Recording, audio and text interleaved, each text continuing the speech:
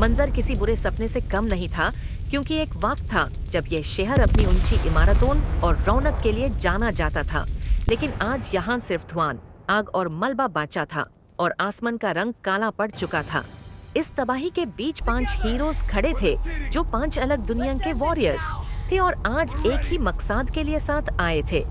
Superman की आंखों में ऐसी आग थी जो उसकी हीट विजन से भी ज्यादा खतरनाक थी, और उसका शरीर गुस्से से कंप रहा था, क्योंकि उसने अभी अभी अपनी आंखों के सामने आधे शहर को राख होते हुए देखा था। वो उड़ने ही वाला था, सीधा उस दुश्मन की तरफ की, तभी एक लोहे का हाथ उसके कंधे पर आया। वो आयरन मैन यानी टोनी स्टार्क था, जिसका सूट जगह जगह से डैमेज था, लेकिन उसकी आवाज में वही पुरानी फर्मनेस थी।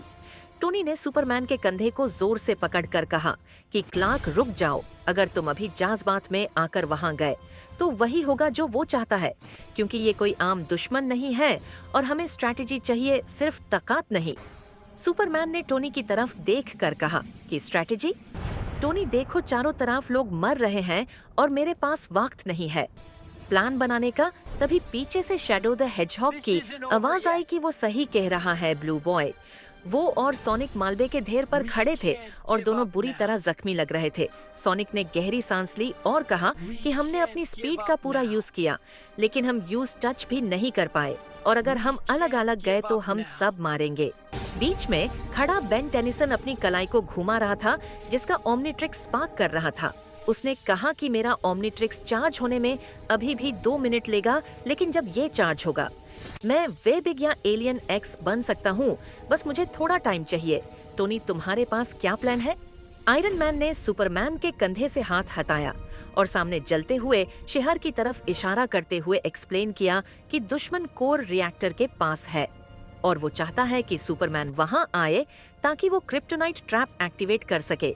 इसलिए सोनिक और शैडो, तुम दोनों को लेफ्ट फ्लैंक से ध्यान भटकाना होगा, और बेन, जैसे ही तेरा वॉच चार्ज हो तुझे मैं अटैक लीड करना है।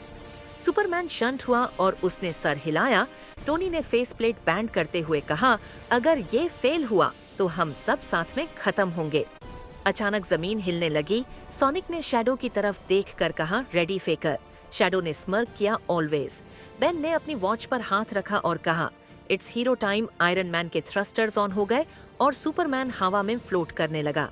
वो पांचों उस तूफान की तरफ दौड़ पड़े, लेकिन जैसे ही वो रिएक्टर के करीब पहुंचे, टोनी के हेलमेट में क्रिटिकल एरर का अलार्म बजने लगा और वो घबरा कर चिल्लाया, रुक जाओ, ये ट्रैप है। पर तब तक बहुत देर हो चुकी थी।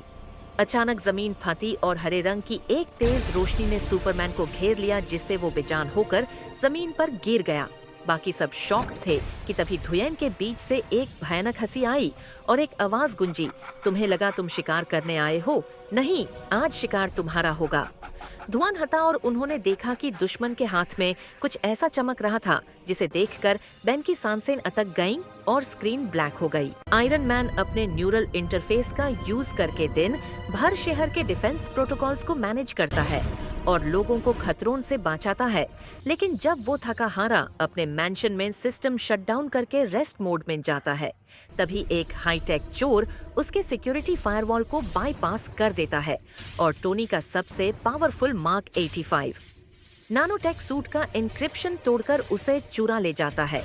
अगली सुबह शहर का इंफ्रास्ट्रक्चर हिल जाता है, क्योंकि वो चोर सूट के मिसाइल सिस्टम से तबाही मचाने लगता है, जिसे देखकर पब्लिक को लगता है कि आयरन मैन का एआई प्रोसेसर करप्ट हो गया है और वो एक ग्लिच की तरह बिहेव कर रहा है। इसलिए लोग असली टोनी को देखते ही उस पर गुस्सा करते हैं और उसे वहां से भगाने लगते हैं। टोनी टुरांट अपनी लैब में जाकर डेटा एनालिटिक्स रन करता है और उस चोर को काउंटर करने के लिए एक experimental yellow black hybrid suit को डिप्लॉय करता है। जैसे ही वो नया सूट पहनकर चोर के सामने आता है, दोनों के बीच एक हाई वोल्टेज एरियल बैटल शुरू हो जाती है, लेकिन लादा के बीच में अचानक टोनी का सिस्टम लग करने लगता है और परफॉर्मेंस ड्रॉप हो जाती है, क्योंकि उसे तब रियलाइज होता है कि ये एडवांस्ड हाइब्रिड सूट किसी आर्क रिएक्टर से नहीं, बल्कि पब्लिक के पॉजिटिव कनेक्टिविटी और सपोर्ट से ही चार्ज होता है। तो दोस्तों, अगर आप चाहते हैं कि आयरन मैन का सिस्टम फुल रिचार्ज हो जाए और वो जीत सके, तो जल्दी से लाइक बटन दबाएं और चैनल को सब्सक्राइब करके अपना पावर बूस्ट भेजें। आयरन मैन हर रोज शहर की सड़कों पर लोगों की ढाल बनकर खड़ा रहता है। कभी वो तेज रफ्तार गिरती हुई इमारतों को संभालता है, तो कभी आग में फंसे मासूमों को अपने रिपल्सर बीम से सुरक्षित बाहर निकालता है। पूरा शहर उसे अपना सबसे बड़ा हीरो मानता है। लेकिन एक अंधेरी रात, जब टोनी स्टार्क अपने स्टार्क टावर में सूट्स को रिचार्ज मोड पर लगाकर आराम कर रहा होता है, तभी एक रहस्यमयी विलन नेबुला कोर उनके सैटेलाइट नेटवर्क को हैक कर लेता है।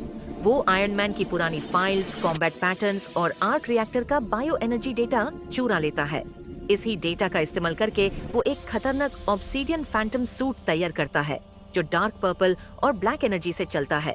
अगली सुबह शहर में तबाही मच जाती है। लोग देखते हैं कि वही आयरन मैन शहर का पावर ग्रिड तबाह कर रहा है।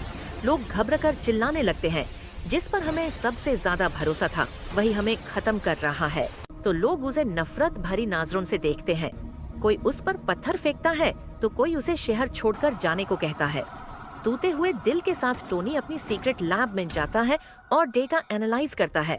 यूज समझ आता है कि इस अंधेर को हराने के लिए यूज अपनी अब तक की सबसे बेहतरीन technique mark 86 solar pulse armour बनाना होगा।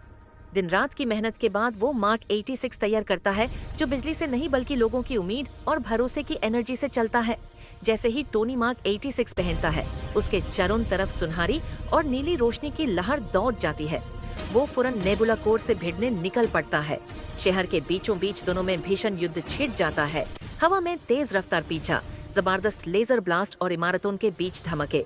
लेकिन अचानक मार्क 86 की पावर गिरने लगती है, क्योंकि ये सूट केवल लोगों के प्यार से चार्ज होता है। तभी टोनी अपना हेलमेट खोलता है और बेबासी से शहर वालों से कहता है, दोस्तों, अगर आज आपने मेरा साथ नहीं दिया तो ये अंधेरा कभी खत्म नहीं होगा। अगर आपको मुझ पर यकीन है तो प्लीज लाइक और सब्सक्राइब करके मेरा हौसला बढ़ाओ।